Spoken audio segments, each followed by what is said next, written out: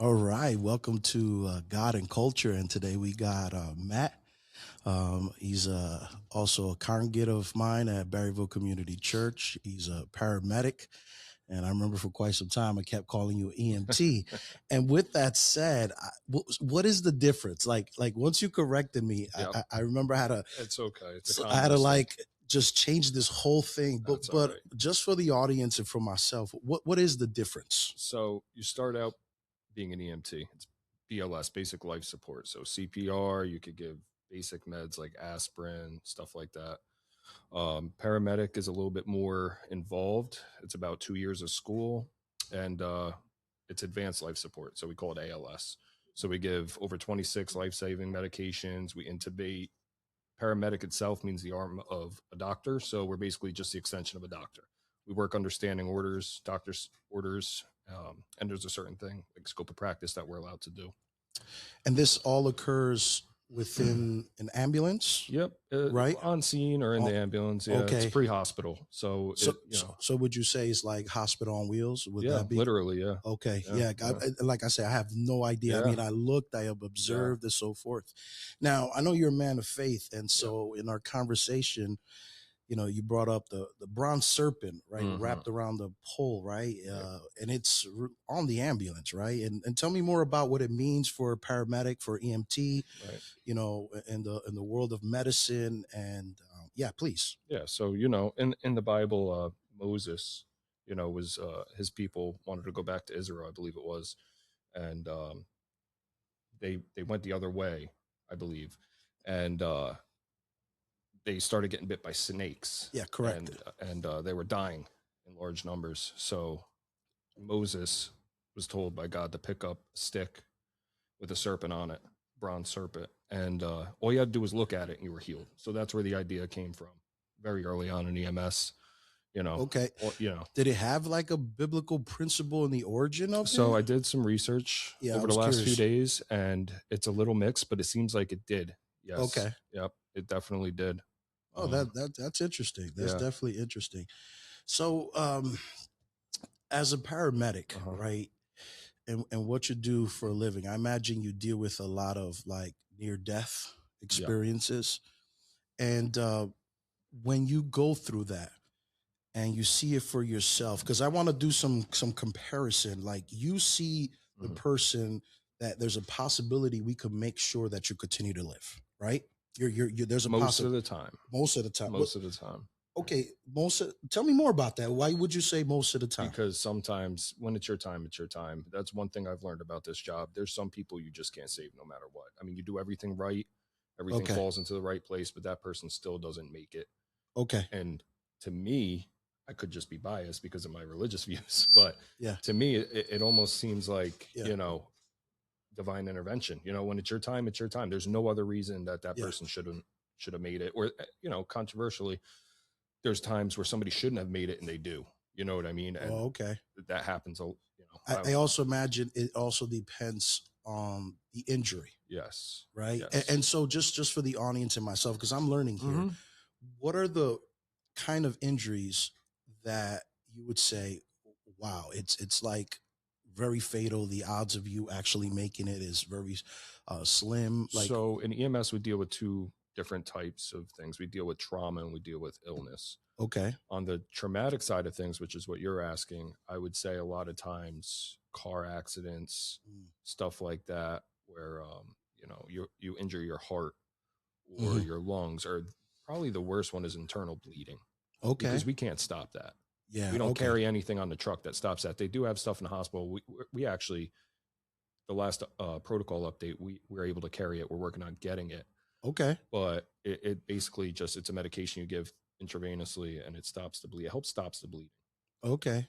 But yeah, but again, if your injury is that bad, chances are you're not going to make it. Yeah, so you deal with this all the time. I get to deal with it as a minister who does funeral. It's all right. The person we know, the Right. person's dead. So I'm dealing more with the friends, the family, and, Right. and the grieving people. That's hard too. How is it for you as you deal with death? How have you dealt with it? Why are you okay to do this? I mean, to me, it's like I don't know if you go numb. I'm trying to. You do, you do, you Okay. definitely do. A lot of so what I've seen, a lot of people get jaded and Okay. they start to just get desensitized. And then they, Mm. there's a fine line there. Like I'm numb to it. Like, I remember my first dead body. Yeah. Tell me how it was in the beginning. Yeah. It's eerie because I just joined. I was actually doing ride How long time ago was that? 6 years ago. Oh wow. So Yeah. you started with 2020? With EMS, I was in fire before I was in EMS. So I've seen some stuff, but nothing like on the regular like I did with EMS. You know what I mean? Because Okay. local fire departments, you go to fires, you don't see a lot of crazy stuff. Yeah. But for me, yeah, it was a woman that she had a heart attack. I'm assuming in the middle of the night, she died in her sleep. Simple. It wasn't anything crazy, but I remember for like a day or two, it bothered me. And then the one guy, like I said, I was doing ride time, so I was with a paramedic and an EMT. Okay. The EMT afterwards, like he was great with the family that was there. The family was distraught. He was great with them. But when we got back to the station, he said a lot of inappropriate jokes. And I think that was his way of like maybe coping. Coping with. Okay. Fair enough. But it offended me. Like I'm not, you know me, I'm Yeah. not easily offended. But I was like, you were just talking to this person's daughter. And you know what I mean? Now you're Yeah. making jokes about it. But a lot of people get jaded and that's how they cope with it. They just, Yeah. me, I separate. On my days off, I don't have anything to do with. Now I'm a supervisor. I have to answer my phone. But other than that, EMS wise, on my days off, I try to do the opposite of what I do at work, just to take time off. And what's interesting because so what that tells me, what that tells us, that death, when someone dies, even if we don't know them, it does something to us. Oh yeah, And if we see it long enough, we have to find actual ways in how to cope in a yeah, proper manner, yeah, right? for sure. And so one of the things that I'm thinking in my head, and you're a man of faith, is that, and I can imagine it helps you, is that every person that comes to you is made in the image of God, Yeah, 100%. is a child of the Most High. No matter, I believe in this, no matter what is your faith, you could be the biggest atheist in the world. My faith tells me you're still made in the image of God. But why does that help us? Because if you're made in the image of God, I have a responsibility how I'm supposed to treat you.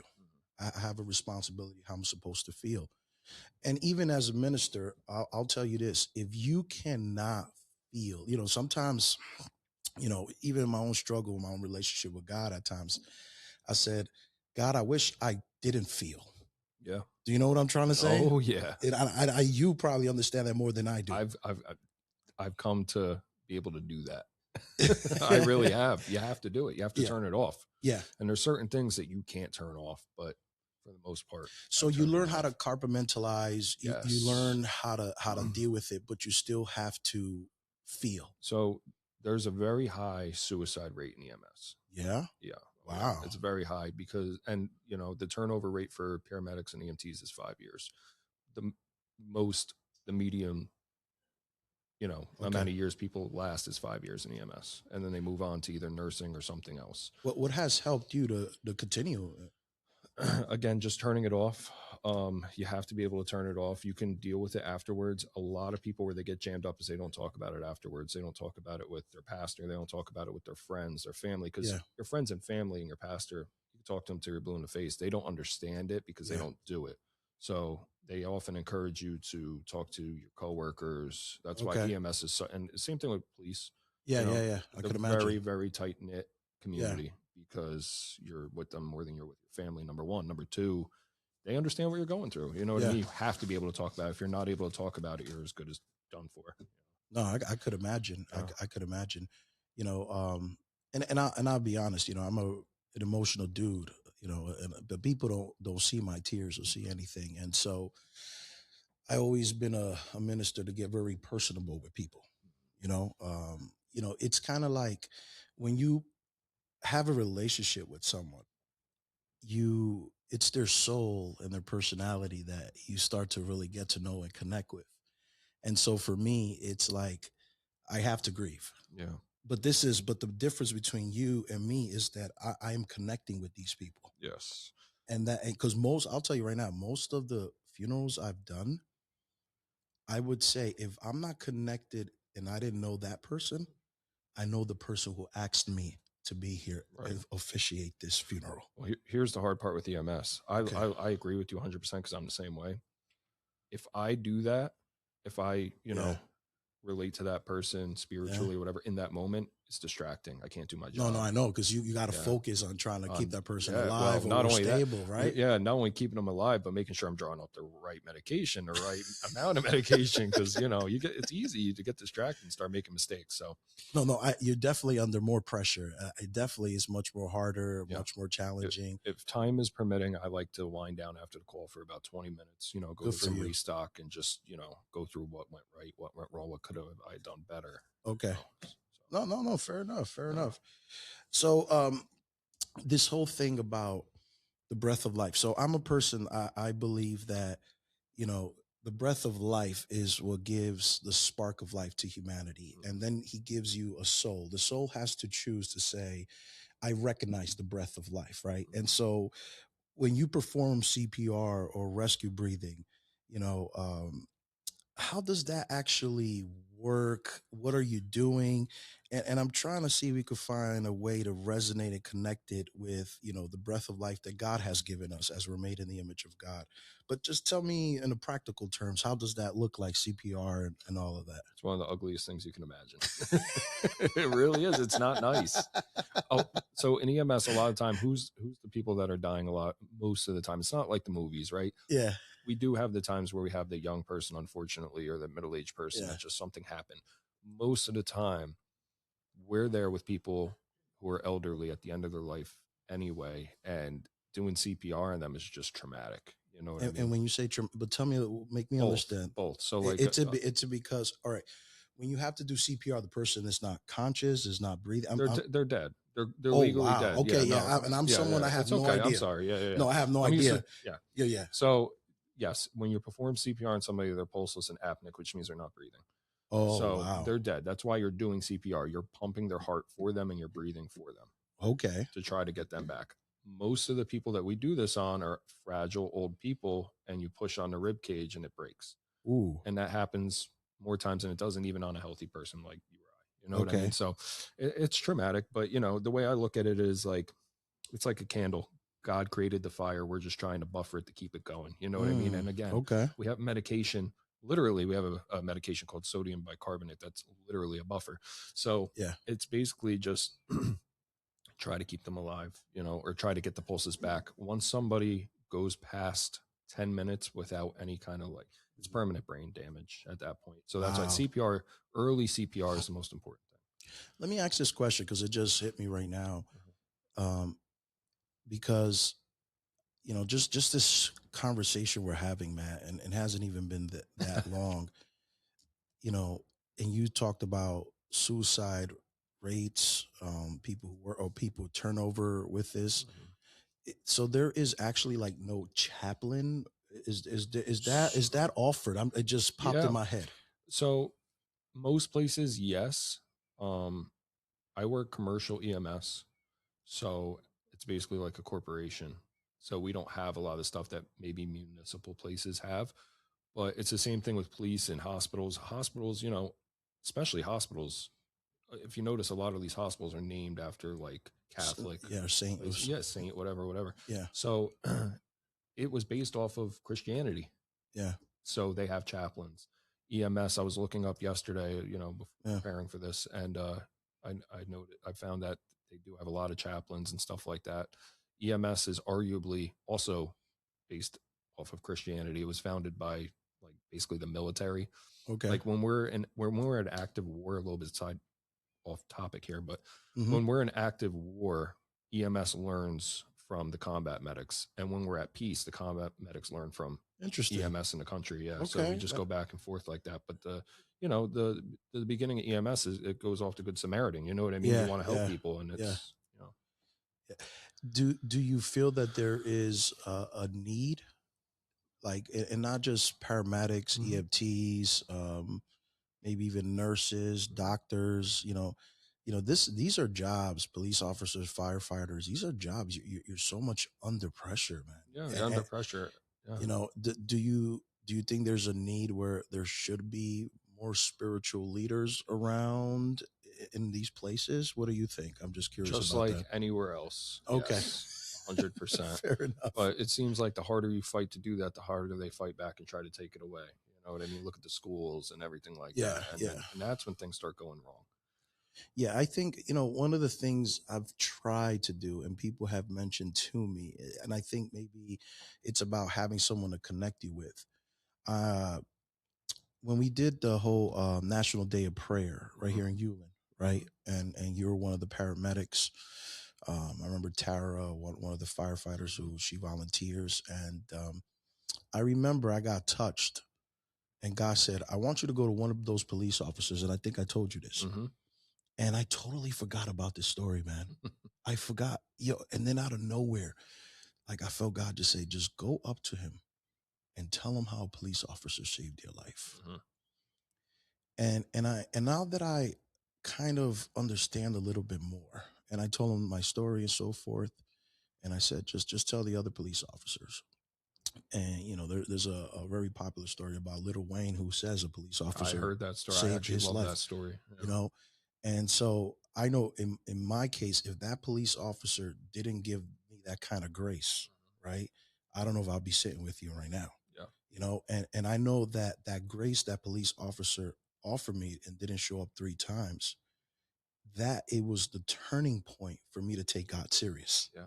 Because I took it like it's interesting. He even said, I don't know why I'm doing this. Yeah. And he says, I've never done this in my whole career. There's things that we do every day that have a permanent impact on people's lives, and you don't Yeah. even know you're doing it. And it's not just our jobs, obviously Yeah. you, but like everybody, you never know. And that's why in the Bible it says you never know when you could be entertaining an angel. Yeah. I think that's what Yeah.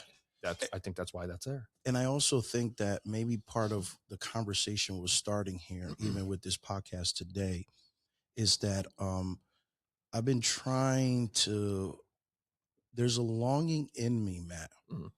beyond what I offer here, Barryville Community Church, and what I just offer in this community, that, if I could help to relieve some of that pressure Right. and just give some hope, Right. people who are paramedics, people who are EMT, people who are police officer, um, I wouldn't mind at all. And I think that everything in life, like for me, what works, and I'll be honest, God on purpose made me an only child. Mhm.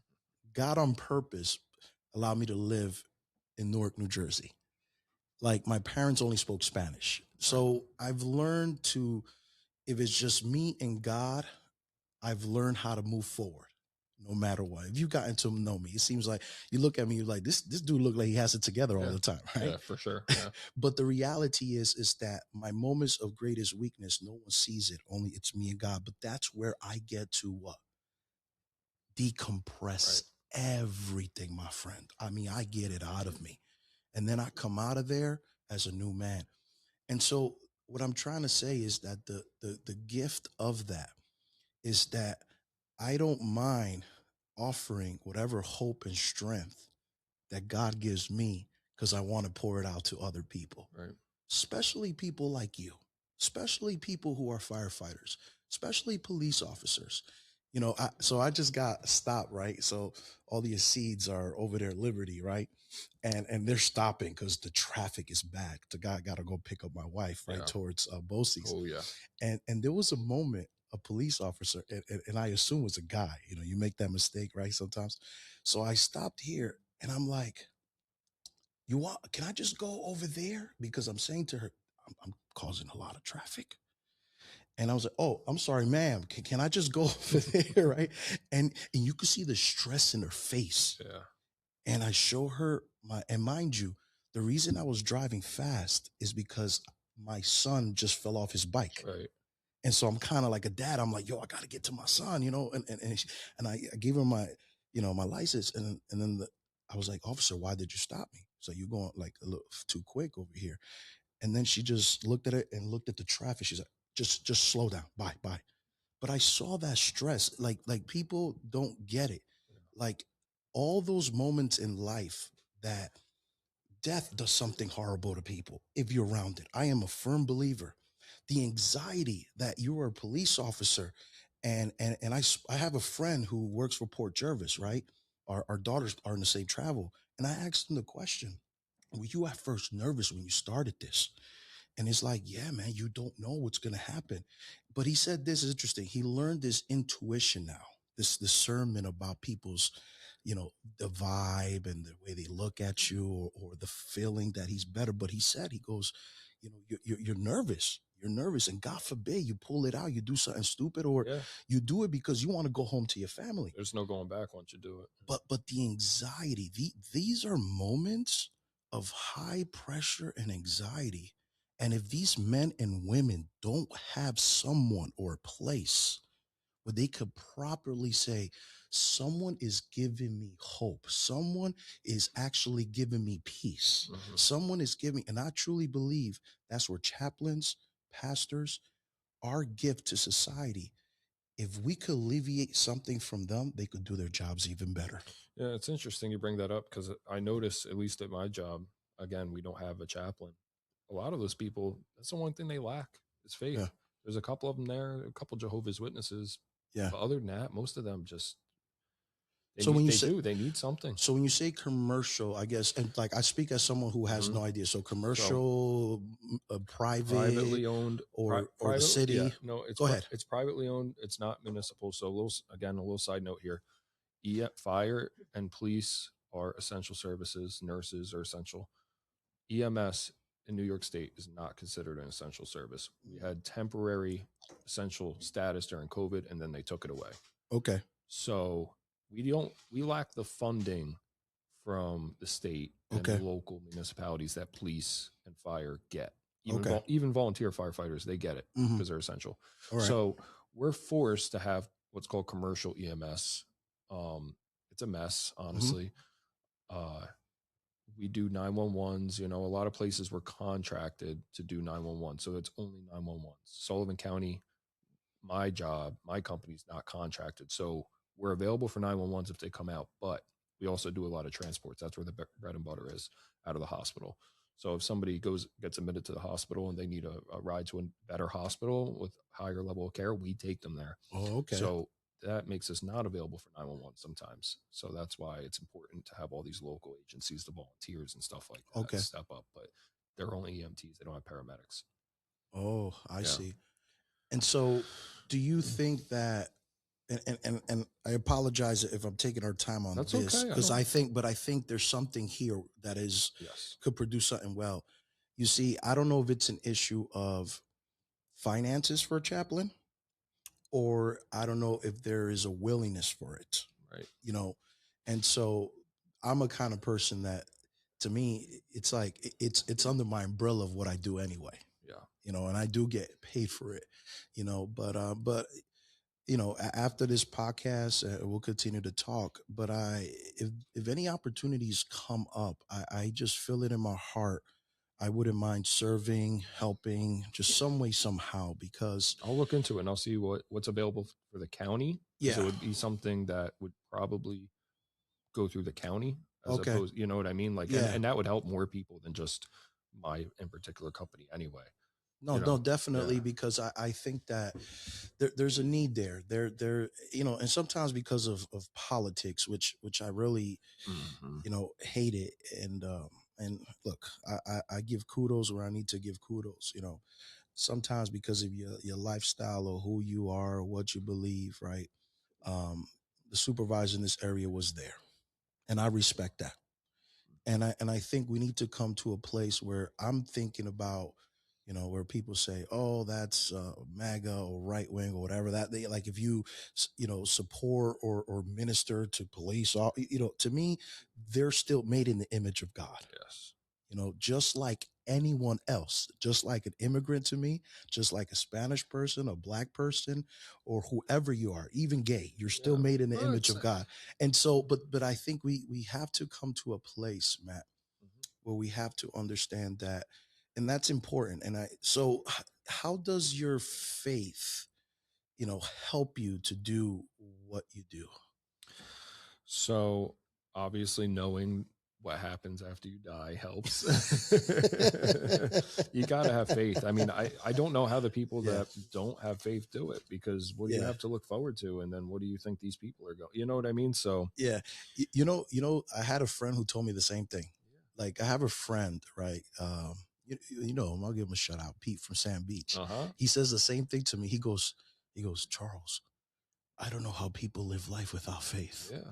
It And takes more faith to be an unbeliever than it does to be a believer, I feel wow, no, that's interesting. like. Yeah. You know, so can you tell me one moment as an EMT or paramedic that you will never forget that story, Yeah, or something absolutely. impactful, Yeah. and tell me how it impacted you? I'm just curious. So in the beginning of the podcast, I told you when it's your time, it's your time. And then, Yeah, controversially, when it's not your time, it's not your time. yeah.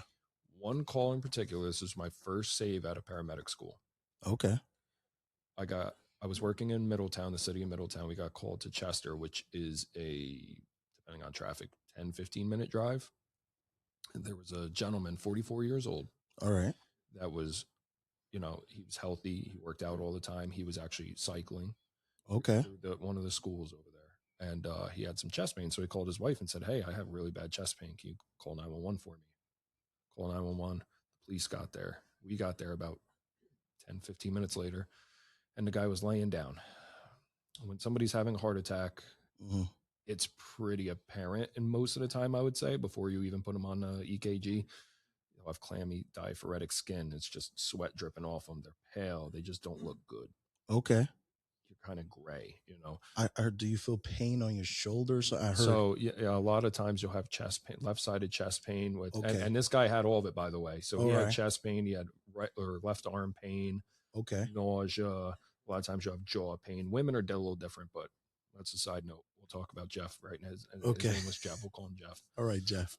So he didn't have any medical history other than high cholesterol, Mm. and he said, I have family history of heart attack and stuff like that. I know what's happening to me. That's the first thing he said to me. Mm. So get him in the ambulance. I do the EKG on him, and sure enough, he's having one of the worst heart attacks that you could have. It's called a widowmaker. What is that? So there's different types of heart attacks depending on the type or the part of your heart that is impacted Oh, from I it, right? see. So Okay. there's lack of. So I don't want to. It's going to take forever to go into specifics of it, but basically, it's a blood clot. Depending what vessel that blood clot is in, Okay. what type of heart attack we can see on the EKG. Oh, Yeah. all right. So there's different leads in the EKG. This one was the worst one that you could have. It's called a widowmaker, and so it has a high mortality rate, as they all do. But Yeah. this one's really bad. So we get him in there, and I start an IV on him. Luckily, I do the whole thing, and then he goes, I just don't feel well. I feel like I'm going to pass out." And then he started seizing, and then he died in the back of the ambulance. But he died in the back of the ambulance. We were able to do CPR on him. The crazy part about it, Yeah. I was doing my thing, right? So I was giving him medication. I was shocking him, giving him Mhm. electricity. Yeah. He was in a type of rhythm called ventricular fibrillation. Okay. So he's dead, Mm. clinically dead. So, obviously it's important to also breathe for them, right? This man, like I said, takes 10 minutes. It's irreversible. This man went without breathing for almost 20. What? Yeah. Now, when you're doing really good CPR, All right. it's possible to get a little bit of ventilation in there, right? Okay. Just from the up and down of the CPR. My partner was a little 5-foot girl. She was doing her best, but she's in the back of a moving ambulance with a police officer driving. And when police officers drive the ambulance, it is not anything but smooth. So she was getting thrown all over the ambulance. Okay. There is no reason this man should have lived. I followed up with him, All right. and I went and saw him in the hospital Uh-huh. 2 days later after I found out miraculously this guy lived. And there was no brain damage? Nothing. The only thing that was wrong with him, his eyes were bloodshot, and he couldn't figure out why. And I said, "Oh, I could tell you why. You had a seizure." And he goes, "Oh my God, you answered that for me." They were very amazed by that. His wife was there. His kids were there. They all hugged me. It was and then they sent us cupcakes, like really good cupcakes. So those stories when it's not dealing with death, because let me tell you, I could imagine in so many ways when you see someone just die, it just that bad taste on your tongue. Yes. It always has to have that. But when it's like a story like you shared, what does it do to your spirit? What does it do to your faith? What does it do with what you do for a living? Well, in that instance, it makes you feel good. You know what I mean? Mm-hmm. A lot of times, once a year we have EMS week, you get, rewarded for stuff like that. That particular case, they have a million of them. I never got recognized, which I don't want anyway. You know what I mean? Enough. I really don't. So, In that case, it's good. You know, a lot of times it's a negative outcome. So when you have Mhm. the good outcomes like that, you really hold on to them. So if you would say out of like a ballpark number 30 out of what, how many good ones out of, just trying to understand like what number would you give it So again, roughly? most of the time, most of the time, it's not like TV. We're going to pick up little old ladies at a nursing home, bring them to the hospital. Yeah. We, I'd say 1 out of every 10 calls is actually life threatening, and then Okay. out of those that Mm-hmm. survive, Yeah. I'd say maybe 50%. It's half and half. Yeah, Okay. it really is. All right. It really is because it depends. There's a lot. There's so many variables. It'd be impossible to tell you, and I'd have to actually look the numbers up to see. But it's hard to say. So one story that really pops into my mind, right? Hmm. And tell me if you could relate in what you do for a living.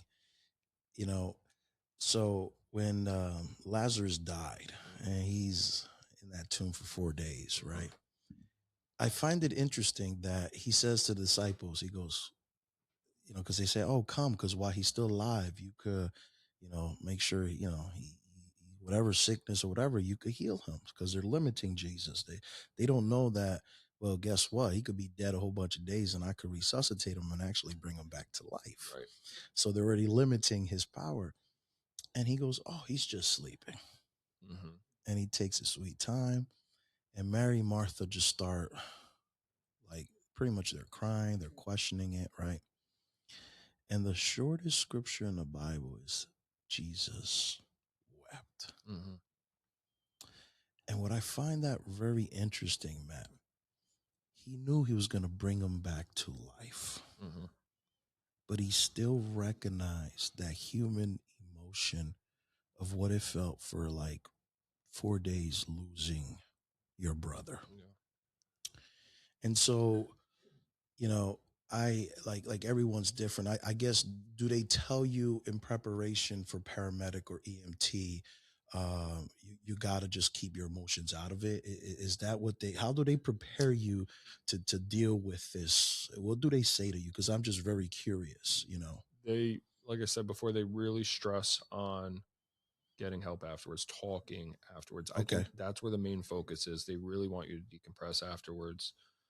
Um, I don't remember from paramedic school anybody telling me just to be numb to it. I feel like we all had that from being EMTs. We already had that All understanding of right. like Mm-hmm.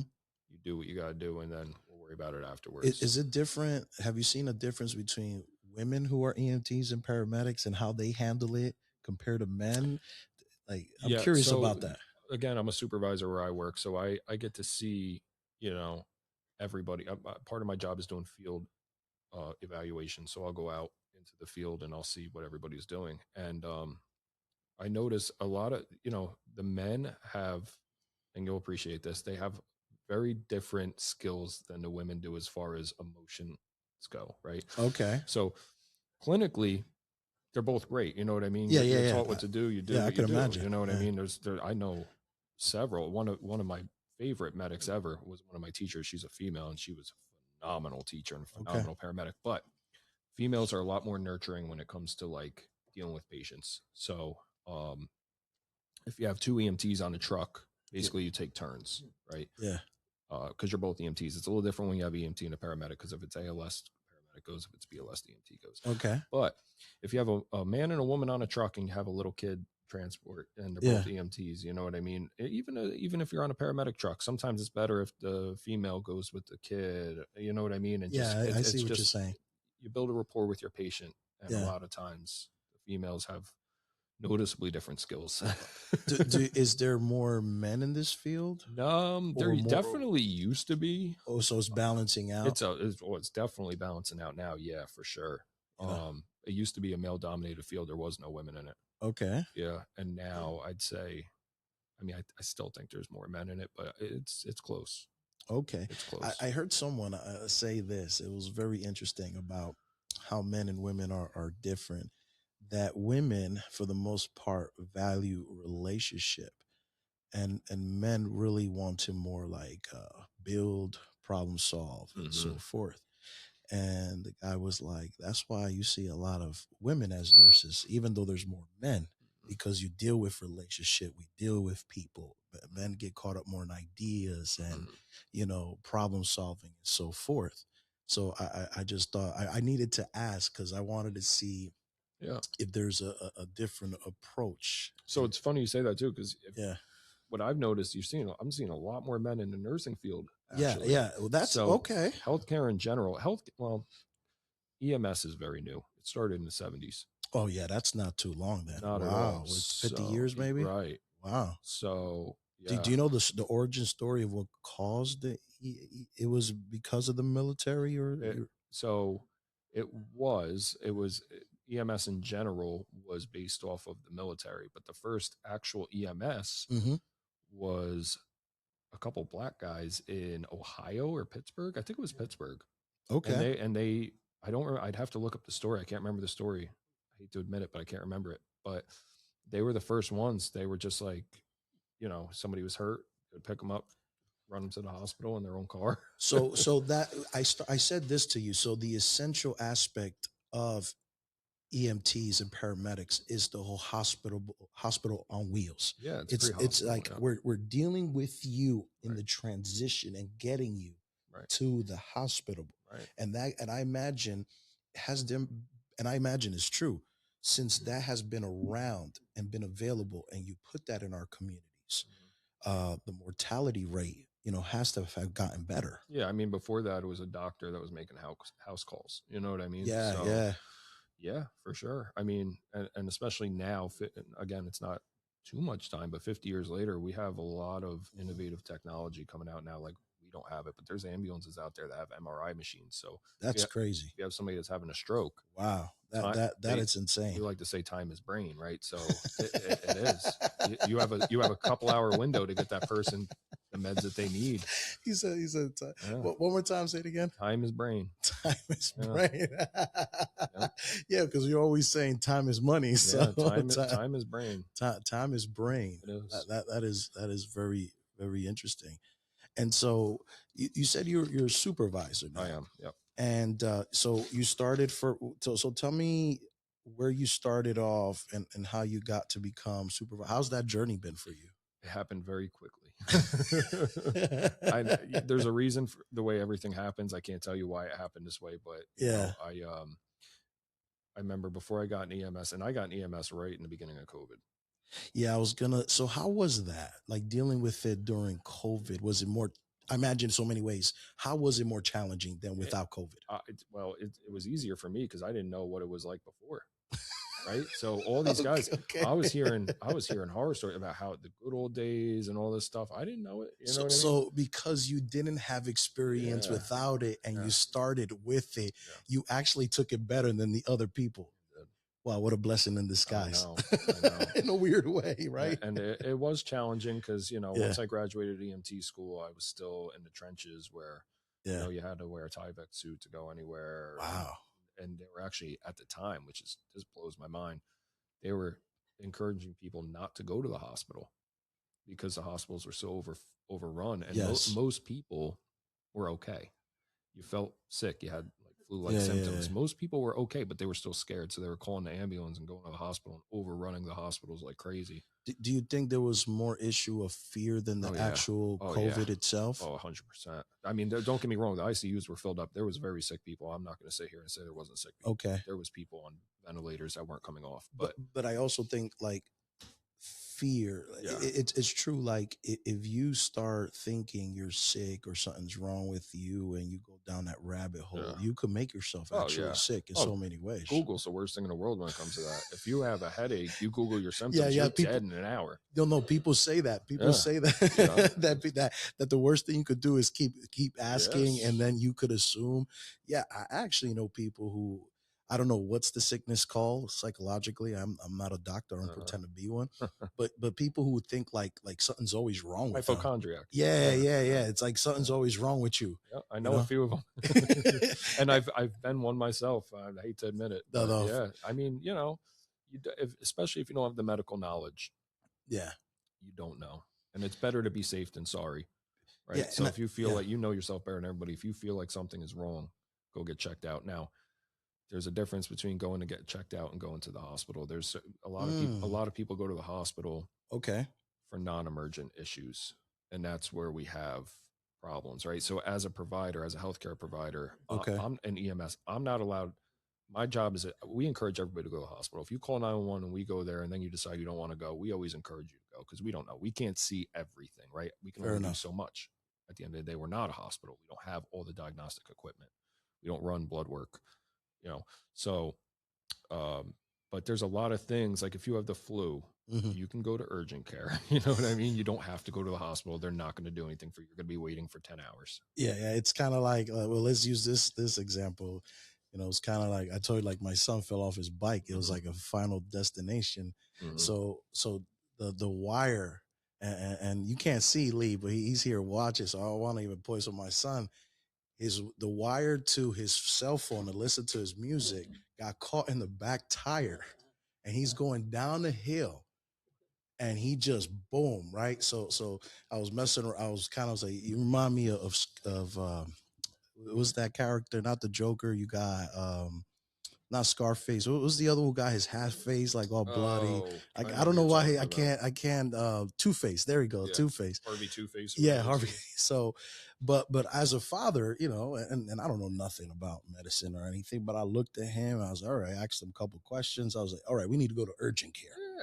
right? Yeah. But there's people out there that would go to the hospital for that. And it's Yeah, just, yeah, they don't know. yeah. I know. Education is key. But I also think that it, education is key, and we need to learn, and I think we need to be trained. And I know my faith has helped me to do this. There's moments I have to be logical. Yeah.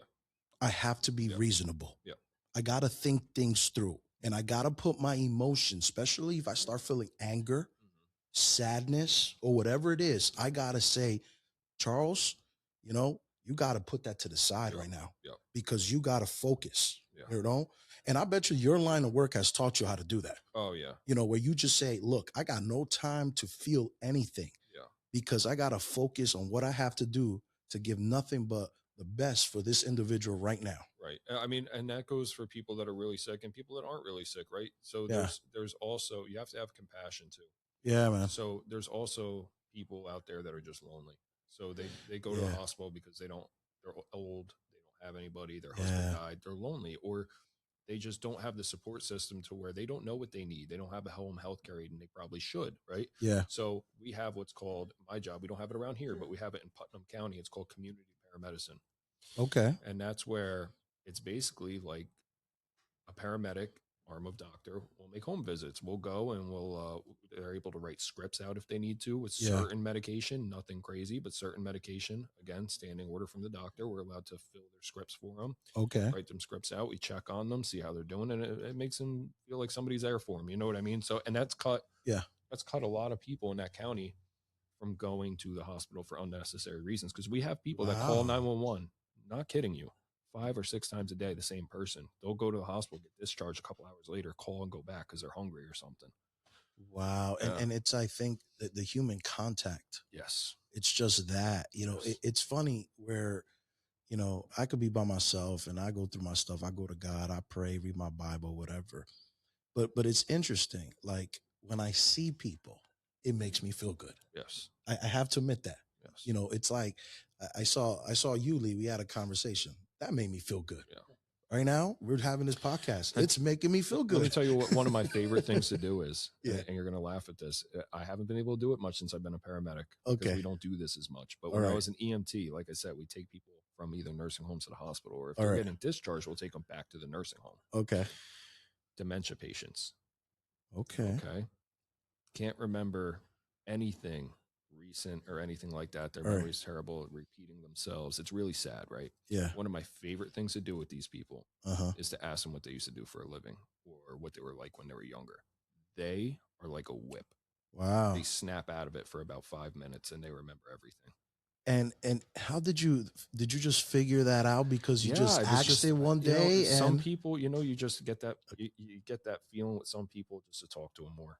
And All I right. remember the first person every day was an elderly woman.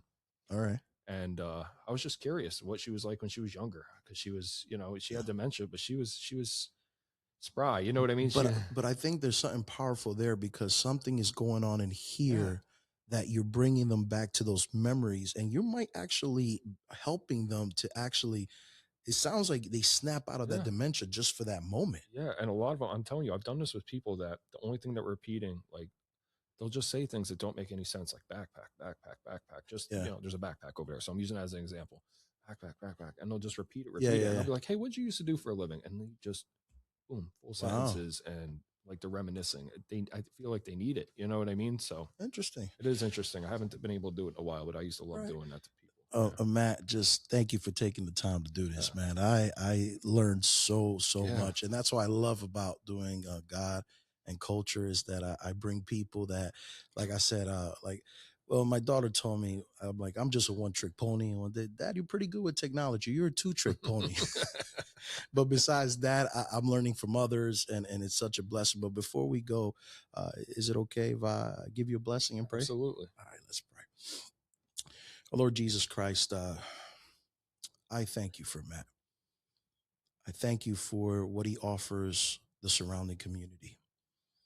And I pray, Lord, that he is more focused to save lives and to give hope more than ever.